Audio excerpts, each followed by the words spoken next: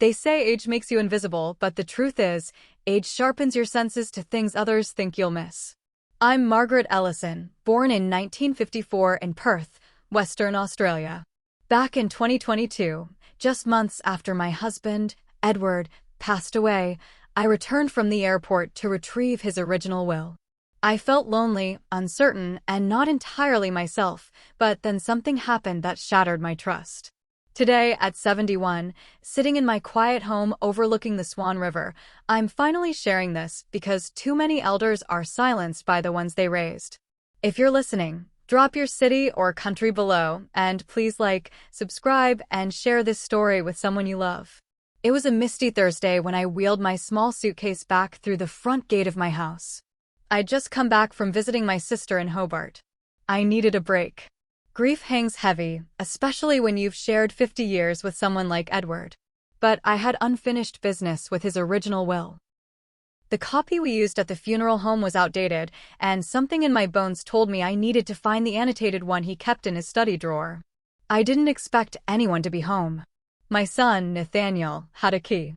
He was meant to check in on the place, water the plants, nothing more. But as I stepped through the door, a sound froze me at the threshold. Voices. Low, calculated, male voices coming from the study. I inched forward, my suitcase still at the door. Nathaniel's voice was unmistakable, sharp with urgency. If we file before she gets back, we can argue she's no longer competent. The earlier we act, the stronger our case. Then came another voice, deeper and slower. You'll need documentation. A medical professional's note. Subtle behavioral observations. Push for guardianship. You'll get access to everything, house, bank assets. They didn't know I was standing there, my hand trembling on the wall. My own son. The boy I raised on bedtime stories and warm scones, now plotting to take away my freedom like I was some senile relic. I didn't move. I didn't cry. I backed away, slowly, quietly, my breath caught somewhere between my ribs. I took the side door and circled around the house. I couldn't risk them seeing me. Not yet. I needed time. I needed to think. I booked a room at an old inn near Fremantle. The woman at the front desk, Lorna, offered me a slice of lemon cake on the house. I must have looked like someone who needed comfort. I smiled weakly, thanked her, and retreated to my room. That night, I didn't sleep. My mind reeled. Nathaniel, my boy. What had I done to deserve this? Was I too trusting? Too old-fashioned? My fingers itched to dial his number, to scream and confront him. But something inside me, maybe Edward's calm voice in my memory, told me to wait. Don't confront emotion with emotion. Let the facts do the talking. The next morning, I visited Edward's old bakery. It hadn't changed. The same dusty clock, the same cinnamon rolls he loved. I sat there quietly, remembering his laugh echoing through the space, the way he used to tap his ring against the table when he was thinking. I knew I couldn't let Nathaniel erase the legacy we'd built. From there, I made my way to the old library archives where I worked for 20 years before retiring. That place still smelled of ink and history. I asked for access to the restricted floor. Some perks never fade. Hidden deep within my husband's donated collection, labeled simply E. Ellison, personal notes, I found it. The real will. Annotated in Edward's neat handwriting, with marginal notes and a separate folded page. He'd thought of this. Somehow he knew. His note read, Margaret, if Nathaniel ever makes you question your clarity, trust your instincts. Here's your proof. Tears welled up, but I blinked them back. There was no time to break down. I copied every page and stored them digitally. I'd need allies. Real ones. I reached out to an old friend, Helen Montgomery, a former lawyer turned bookshop owner. She left the legal world after a health scare, but she still had her license. When I walked into her little shop nestled between a florist and a travel agency, she raised an eyebrow. You look like a woman on a mission, she said. I'm a woman who's just been betrayed, I replied. We sat in her back room for hours. I told her everything I overheard and what I found. She listened, quietly, intently, then stood up and opened a drawer. It's time you revoked Nathaniel's power of attorney, she said, handing me a pen. And updated your digital rights. Over the next few weeks, I transformed. I wasn't just an elderly widow anymore, I was a strategist. Helen helped me file updated legal documents, change passwords, and secure my banking. We recorded every conversation with Nathaniel going forward. He didn't suspect a thing. He thought I was still grieving, still absent-minded, still unaware. One afternoon, he dropped by with his wife, Emily. She wore fake concern like perfume. "How are you feeling, Mum?" she asked, squeezing my shoulder like I was a toddler. Clear-headed, I smiled. "You?" She blinked. "Just worried about you. We all are. Nathaniel says you've been forgetting things." "Have I?" I asked, eyes fixed on hers. "I suppose some people forget what loyalty means, too."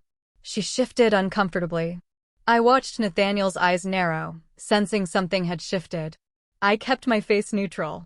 Inside, I was boiling. I started keeping a journal. Every interaction, every lie, every manipulated phrase, they went into that notebook. And I wasn't alone. Helen's daughter, Eloise, a sharp-eyed university student studying archival science, offered to help me organize my legal and digital estate. Together, we created a living timeline of events, files backed up on encrypted drives. But the hardest part wasn't the planning.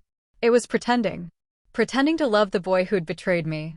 Pretending not to know the way he looked at my house like it was already his. Pretending not to shake with anger when he handed me brochures for retirement villages, just in case. "Don't worry," he'd said one morning, flipping eggs in my kitchen like the loving son he used to be. "It's just a precaution. We want you safe." Safe. What a convenient word for control. I nodded, took the plate, and smiled. "Thank you, Nathaniel. You've always had my best interests at heart." He beamed. That smile made my stomach turn. I waited until the end of spring. When the days were longer, when the sun poured into my study just right, when I felt strong enough to face the truth out loud. Then I set the trap.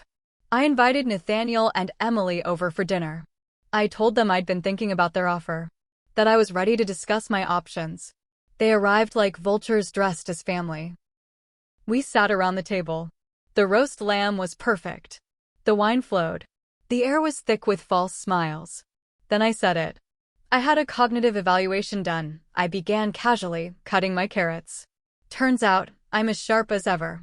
Silence. Nathaniel's fork paused midair. Emily looked at him, then at me. I've also updated my will. And revoked certain permissions. Thought it was time to get things in order.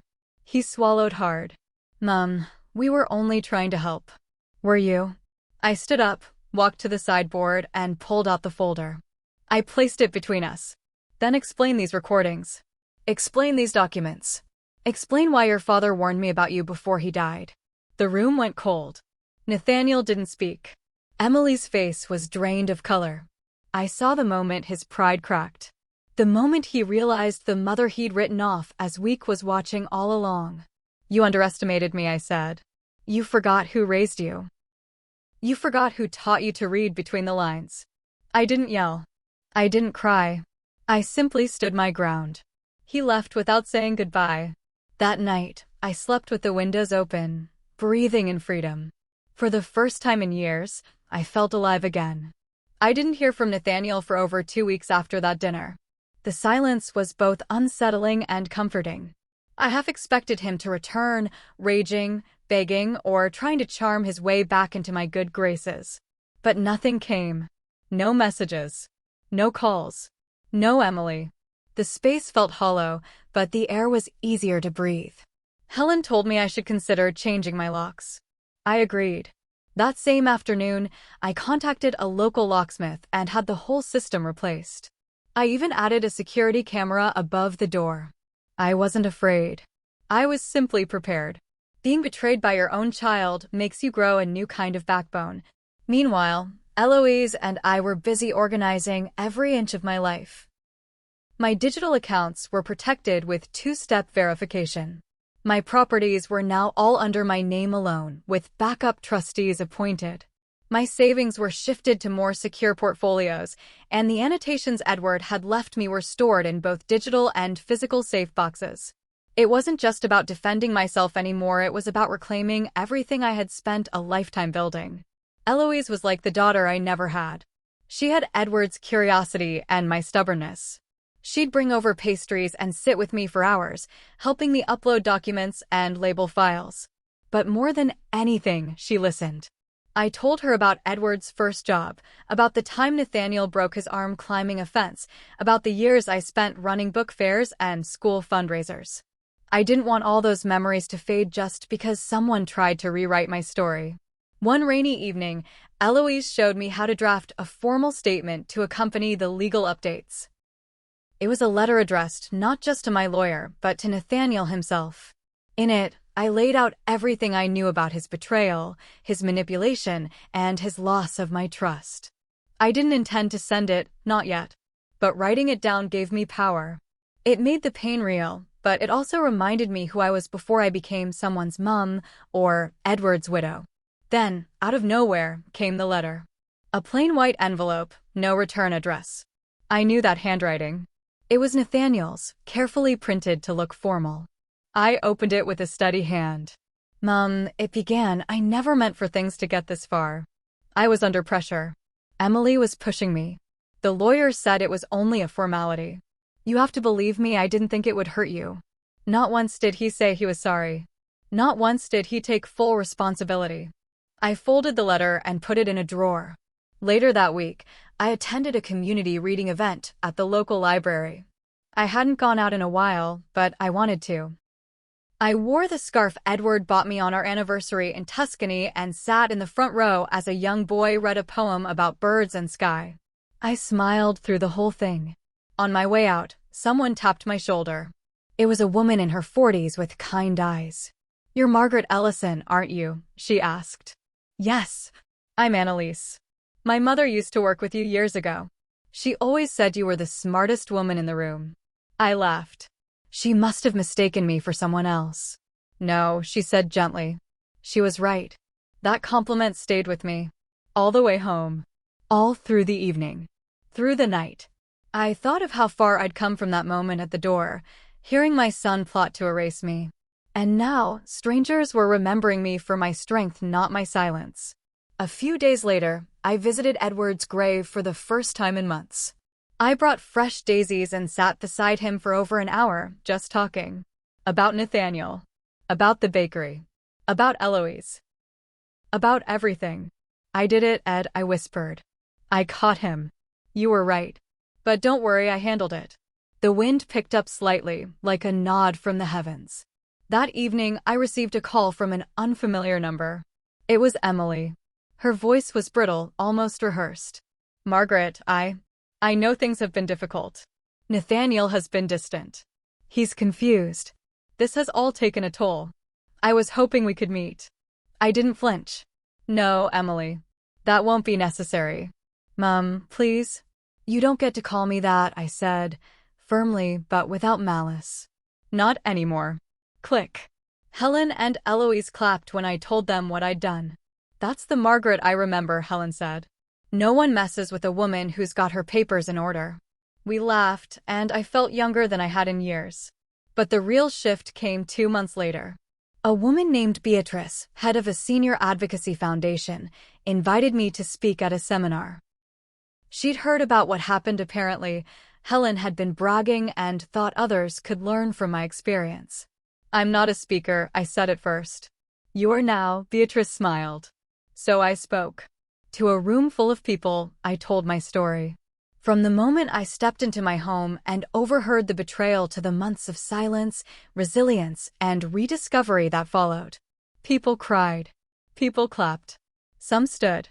And when I walked off that stage, several women in the crowd came up to hug me. One of them, a silver-haired woman named Francesca, whispered, "Thank you for saying it out loud." I thought I was the only one. I started volunteering after that, helping seniors learn how to protect their digital footprints, how to update their wills, how to speak up. I ran workshops. I recorded videos. I even helped a retired teacher escape her son's financial abuse. It became a movement. And it gave my days purpose. Nathaniel never contacted me again. I heard through the grapevine that he and Emily separated. She'd left him for someone else. I didn't feel joy about it, but I didn't feel sorry either. He made his choices. I made mine. And mine led me here stronger, wiser, freer. I still keep Edward's letter in my drawer. Sometimes I take it out, read it, and smile. His belief in me never wavered. Even from the grave, he protected me. That's the kind of love that can't be rewritten by betrayal. Today, as the sun rises outside my kitchen window, I'm brewing tea and preparing to host another workshop. Eloise is bringing croissants, and Helen's promised to join us after her morning yoga. I look at the old photo of Edward and me on the shelf. We're standing in front of the bakery, flour on our noses, grinning like fools. I'm all right, Ed, I whisper. More than all right. To anyone out there, whatever age, whatever heartbreak, you are not invisible. You are not weak. You are not done. You are more powerful than you know. And when the time comes, you'll find your voice too. If this story moved you, like the video, subscribe to the channel, share with your friends, and leave a comment below. Tell us your thoughts, your lessons, your truth. You're not alone anymore. Moral lesson. Betrayal from family wounds deeply, but self-belief restores strength. When you reclaim your voice, you rewrite your story and never let anyone silence your worth.